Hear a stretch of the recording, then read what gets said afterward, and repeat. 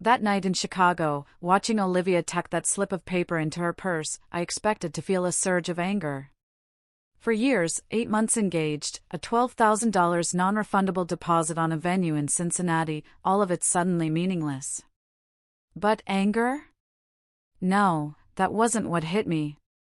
It was something else entirely, a cold, sharp clarity, like a puzzle piece I'd been trying to force into the wrong spot for months finally clicking perfectly into place. She'd looked right at me when she did it, a little smirk playing on her lips, then went right back to laughing at whatever Ethan, the bartender with the forearm tattoos, had just whispered. I sat there, nursing a beer that had gone warm maybe 20 minutes prior, watching her lean across the bar in the black dress I'd told her looked stunning only hours earlier. Kevin, my buddy, was across from me, doing that thing where he pretends to scroll on his phone, but I could tell he was watching the same train wreck I was. Probably debating whether to intervene or just let me process the moment that was unfolding. This bar was one of those trendy spots in Chicago, where the drinks cost a fortune and the music's just loud enough to force you to lean in close. Which, I guess, was the whole point for Olivia and Ethan. She'd been on her phone all night even before we got there, smiling to herself, angling it away if I so much as glanced over. Doing that subtle tilt, like someone texting a person they shouldn't be, assuming you're too dense to notice. When we first walked in, she'd made a beeline for the bar, not even bothering to look for a table. Said she wanted to check out their signature drinks with way too much enthusiasm for someone who usually just ordered vodka sodas. I should have known then, right? But when you're deep in it with someone, you make excuses. You tell yourself you're being paranoid. You cling to the good times and try to convince yourself this is just a phase. Ethan was exactly the type you'd expect, mid-20s, a man bun, sleeve tattoos, that confident smirk of a guy who knows how to work a room. He was mixing her some elaborate concoction, muddling herbs, adding artisanal bitters, taking way longer than necessary. And she was absolutely eating up every second of it. Kevin finally put his phone down, caught my eye with a look that said, "We can go," but I just shook my head. I needed to see how far this would actually go. The answer arrived about 10 minutes later. Ethan slid a cocktail napkin across the bar. Olivia giggled, like she was 17 again instead of 28, and tucked it into her purse. She didn't bother with discretion. It was like she either didn't care about getting caught or genuinely believed I couldn't see her from 15 feet away. That's when I stood up and walked over. Not to make a scene, but because I was done pretending. I hadn't even reached the bar fully before she spun around and hit me with, "What? Are you checking up on me now?" Her tone was so defensive it just confirmed everything I already knew. I simply said I was ready to go, kept my voice level, refused to take the bait. She rolled her eyes so hard I'm surprised she didn't strain something. "I'm having fun, Mason." "Go sit down," she snapped, as if I were her father, not the man she was supposed to marry in 4 months. Ethan, to his credit, looked a little uncomfortable, busying himself washing glasses, probably hoping this wouldn't escalate into viral drama. I told her again that I was leaving, that she could come or not. Her choice. That's when she said it, loud enough that the couple at the next table definitely heard, "You're not my husband. You don't own me." The words hung in the air for a second, and I swear the whole bar seemed to pause, like someone hit a cosmic remote. I didn't yell, didn't argue. I just looked at her for maybe 5 seconds that felt like an hour, then said, "You're right about one of those things." And I turned around. Kevin was already grabbing his jacket, tossing cash on our table, moving with the kind of efficiency that told me he'd been waiting for an exit cue. Olivia called something after me, about me being controlling and insecure, but I was already pushing through the door into the cool Chicago night air. It felt like the first real breath I'd taken in hours. Kevin caught up to me half a block down. He didn't say anything, just walked beside me while my brain processed. The walk to my car took maybe 3 minutes, but my mind was running through 4 years of relationship highlights like a movie montage. Except now, every sweet moment had this weird, bitter aftertaste, because I was seeing it all through new eyes. We'd met at a mutual friend's barbecue, one of those perfect summer days where everything feels possible. She'd laughed at my bad joke about potato salad, and I'd thought she was the most beautiful person I'd ever seen. The first year had been amazing. The second, good. The third, a few bumps, but what relationship doesn't have those? And this past year, if I'm honest, had been me making excuses, telling myself wedding planning was just stressful. Kevin finally spoke when we got to my car. "So, what are you going to do?" And I surprised myself by knowing exactly. I told him I needed his truck. He asked when. "Tonight," I said. He handed me his keys without another question, because that's the kind of friend he is, and called an Uber home. I drove back to the apartment we shared in Cincinnati, parked in my usual spot, and just sat there for 10 minutes, thinking. The apartment was on the third floor of a converted warehouse. Exposed brick, big windows, the kind of place that looks great on Instagram and costs way more than it should. I'd signed the lease, my name, my credit score, my security deposit. I walked up those stairs, knowing it would be one of the last times, and unlocked the door to what had suddenly stopped feeling like home. Everything looked different now, like I was seeing it all for the first time. The couch I bought when I got my first real job. The coffee table I'd assembled at 2 a.m. because the delivery guys wouldn't bring it upstairs. The TV I'd saved up for. The kitchen knives my parents gave me as a birthday gift. The espresso machine I'd researched for 3 weeks before buying. I started doing a mental inventory and realized that maybe 80% of everything in that apartment was mine. Paid for by me, chosen by me, assembled by me.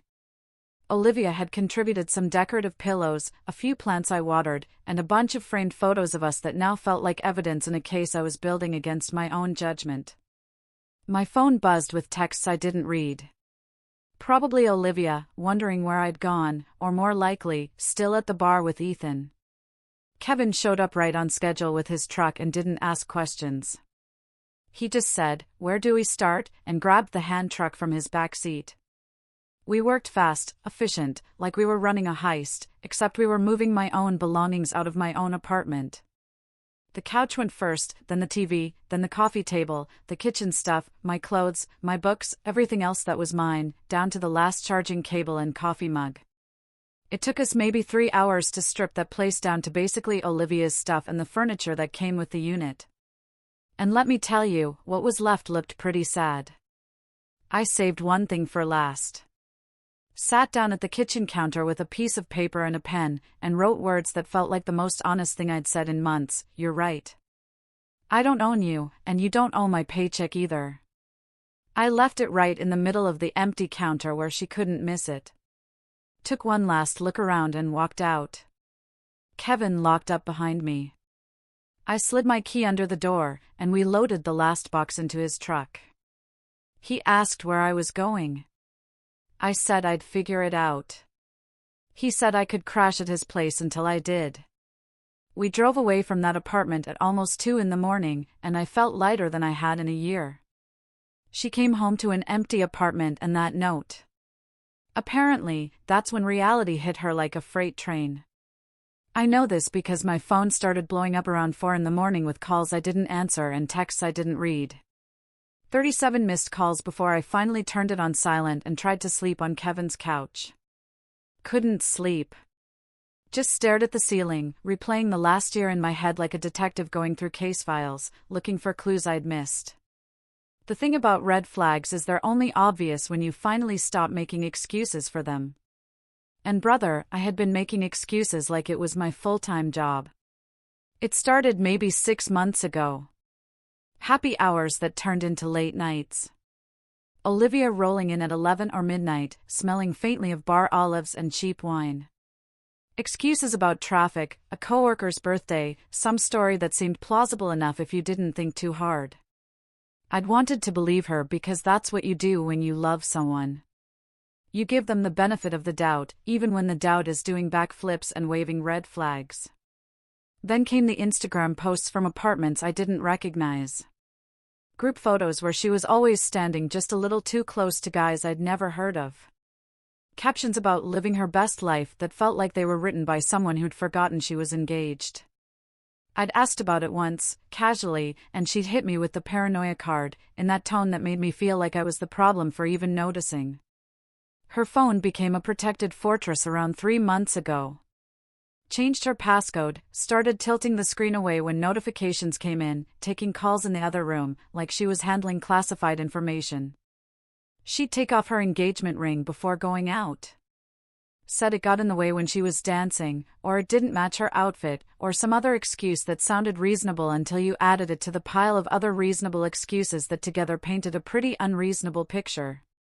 The financial stuff, though, that's what really got me when I sat down and actually looked at the numbers the morning after I moved out.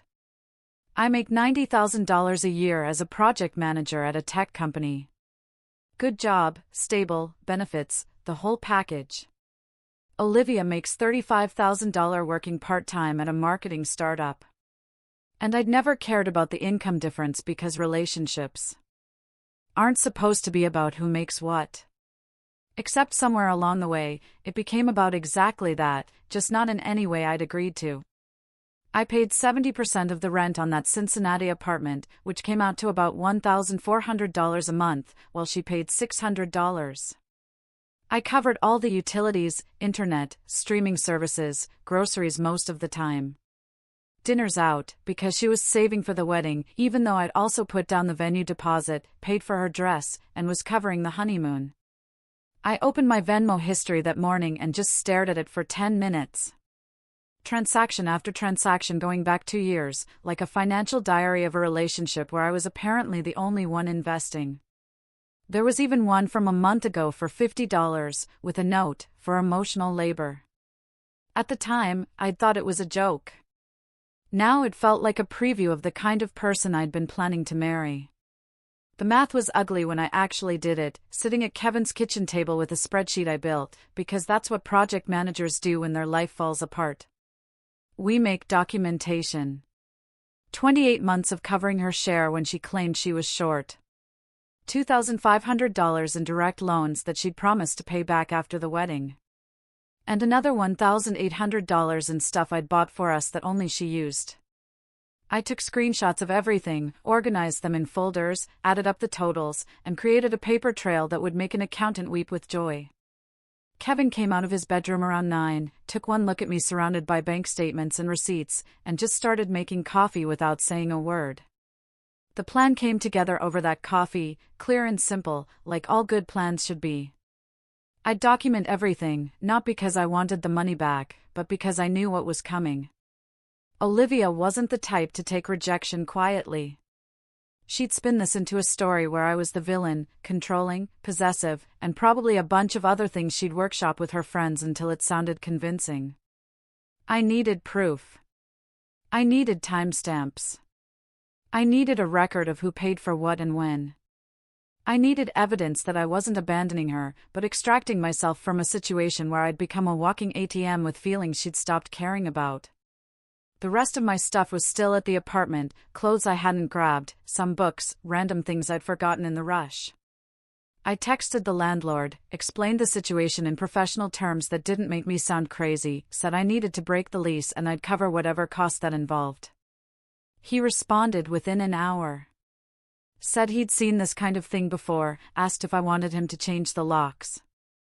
I said not yet, I needed to get the rest of my things first, but I appreciated the offer. Kevin and I went back that afternoon when I knew Olivia would be at work, used my key one last time, and cleared out everything else that mattered to me. The apartment looked even sadder in daylight, like a stage set after the play ended and they'd started removing props. I left her the cheap bookshelf that was falling apart anyway, the decorative pillows she'd bought, the photos of us that I didn't want anymore, and a lamp with a broken switch I'd been meaning to fix for 6 months. I took my good kitchen knives, my coffee grinder, my backup phone charger, my winter jackets, and the blanket my mom had made me for Christmas 3 years ago. I found the cocktail napkin with Ethan's number on it sitting on her nightstand like a trophy. Didn't even feel anything looking at it. I just took a photo for my records and left it there. We were in and out in 40 minutes, efficient and thorough. And I locked the door behind me, knowing I'd never open it again. My social media went dark. Not deleted, but logged out, because I didn't need to see whatever narrative was being constructed about why I'd abandoned my fiancé in the middle of the night. Kevin ordered pizza, and we watched basketball. Didn't talk about Olivia or the apartment or any of it. Just existed in the kind of comfortable silence good friends can share when words would just be noise anyway. The attempt to destroy my reputation started exactly when I knew it would, approximately 18 hours after she came home to that empty apartment and realized I wasn't coming back. My work email got a message from HR asking if I had a minute to chat. Casual and friendly, but with that undertone that meant someone had said something about me that required official attention. I walked into that office already knowing what was coming. Sat down across from Sarah in HR and waited for her to tell me that my ex-fiancé had called, claiming I'd stolen her belongings and abandoned her without warning. Sarah looked uncomfortable, did that thing where she clicked her pen a few times before talking, and asked if I wanted to explain my side of the situation. I pulled out my phone, opened the folder I'd prepared, and showed her the lease with only my name on it. The receipts for every piece of furniture I'd taken. The Venmo history. The bank statements. And the timeline I'd built, documenting the last 6 months of our relationship falling apart. She looked through everything for maybe 10 minutes, her expression shifting from professional neutrality to something like sympathy, and finally said the company had no concerns and apologized for having to ask. Olivia tried the police next. Filed some kind of report about stolen property that went exactly nowhere once they saw the same documentation I'd shown HR. The officer who called me sounded bored, said it was clearly a civil matter between people who'd lived together, told me to keep my records handy just in case. And that was the end of it. Then came the Facebook post, the nuclear option for someone who'd run out of official channels and decided public opinion was the next battlefield. She wrote this whole essay about emotional mistreatment and financial control, about a partner who'd isolated her and then left her with nothing. Painted herself as a victim of some calculated manipulation that would have been convincing if you didn't know any of the actual facts. Tagged mutual friends, used phrases she'd clearly Googled specifically for maximum impact. The post got maybe 40 likes in the first hour. Comments from her friends saying they'd always known something was off about me, asking what they could do to help, sharing resources for people in bad situations. I sat in Kevin's living room, watching this narrative build in real time, and didn't feel angry, just tired, like I was watching someone dig a hole they didn't realize I had a ladder out of. Kevin asked if I was going to respond, and I said no. I was going to do something better. He made a post of his own, simple and factual. Said he'd been there the night at the bar, seen what happened, helped me move my own belongings out of my own apartment, and that anyone interested in the full story should message him directly. Then he posted screenshots. Not all of them, just enough to show the Venmo requests, the lease agreement, the texts from Olivia asking for money, the financial reality of who'd been supporting whom. Her narrative didn't just crack, it shattered like a windshield hit with a brick, and suddenly those supportive comments turned into questions she couldn't answer. Her dad, David, called me 3 days later. A guy I'd always respected, he asked if we could meet for coffee because he'd seen everything online and wanted to hear my version directly. We met at a place downtown Portland, Oregon, neutral territory, and I brought printed copies of everything, because I wasn't leaving anything to memory or interpretation. He looked through it all, asked a few clarifying questions, and then sat back in his chair with the expression of a man realizing his daughter had become someone he didn't recognize. David told me he'd raised her better than this, apologized for the chaos she'd created, and asked what he could do to make it right. I said the lease needed to be broken, there'd be penalties. I'd already talked to the landlord about it. He wrote me a check right there for the full amount, said it was the least he could do, shook my hand, and left looking about 10 years older than when he'd arrived. The conversation with Olivia happened 2 weeks after that. Not because I wanted it, but because she ambushed me at the coffee shop near Kevin's place where I'd started working in the mornings. She looked different, tired, maybe less put together than the girl who'd flirted with a bartender. While wearing my ring. Sat down across from me without asking, started talking about how we could work things out, how she'd made mistakes, but so had I, how for years together meant something, and we shouldn't throw it away over one bad night. I let her finish, didn't interrupt, just listened to this rehearsed speech that probably sounded convincing in her head. When she was done, I asked her one question: did she remember what she told her friend about why she was marrying me? Her face went pale, because she knew exactly what I was talking about. A month before the bar incident, she'd been at brunch with her best friend, gotten a little too honest over mimosas, and said she was only marrying me because it was easier than starting over, because I was stable and safe and would take care of her even if the spark was gone. Her friend had felt guilty enough about that conversation to reach out to me after everything went down, sent me screenshots, said she thought I deserved to know the truth. I told Olivia the wedding was cancelled, the deposits were lost, the relationship was over, and nothing she said was going to change any of those facts. She tried anger next, said I was vindictive and cruel, that I'd ruined her reputation and turned people against her. I reminded her that I'd never posted anything, never told my side publicly, just provided evidence when she tried to destroy me first.